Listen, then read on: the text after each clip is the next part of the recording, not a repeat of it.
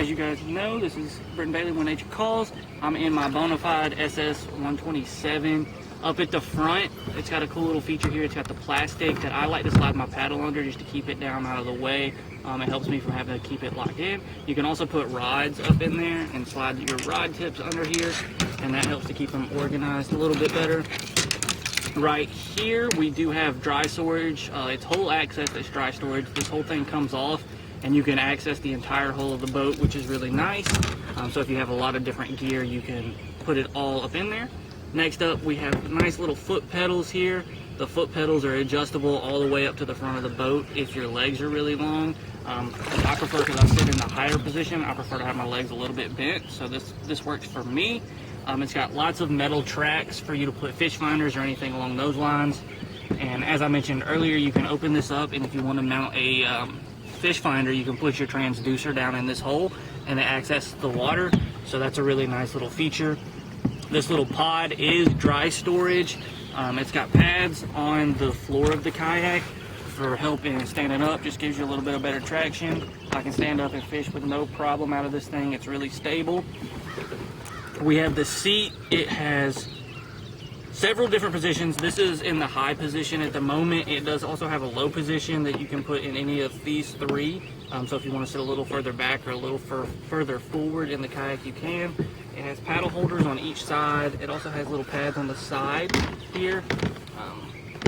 And then in the back, we have lots of storage. I have my milk crate that you guys saw me make. If it hasn't been up yet, it will be soon. So it's got a lid on it, nice and neat. I got a little fishing cooler. It's a cooler with fishing tackle storage up underneath it. I picked that up for this kayak. It's really nice. And I got a little hand net just to help land fish a little bit easier.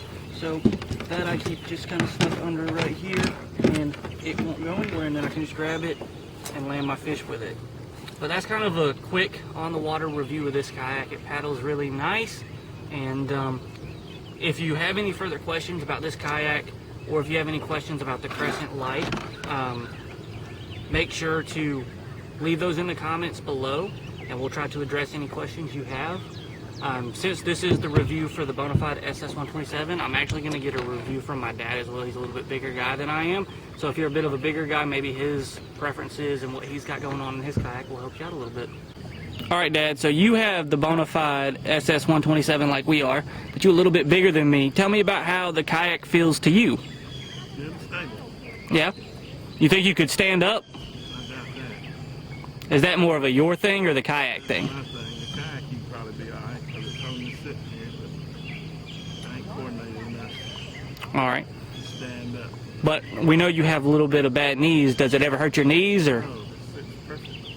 That's why I bought it, because it sits good. Alright. So let's go fishing. Alright, so Dad's ready to go fishing. He's already got his line in the water, but we're going to paddle down to the shoals. There was kind of a quick review of the Bonafide ss127, and I got Mom for the Crescent light tackle, I believe hers is, as well as Candace for the Journey 10 SS.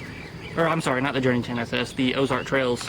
She had the Journey 10 SS, but we're going to paddle around, we're going to do some fishing, and that's going to be actually in a different video. So I hope you liked the on the water review. If you want to see us fish, then make sure to hit the like button and subscribe. And we are going to go catch some bass today. So hopefully we'll be able to get some shoal bass